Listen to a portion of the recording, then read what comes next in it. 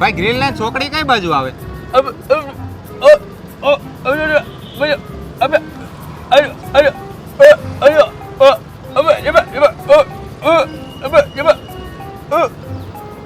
રહેવા દે ભાઈ, હું આમ આગળ પૂછી લઈશ.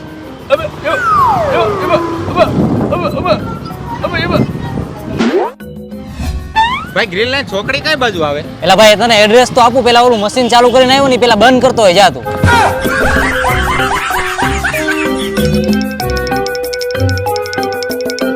એલા ભાઈ હવે બંધ થઈ જાય, મને એડ્રેસ મળી ગયું, મને ઓલા ભાઈએ કીધું.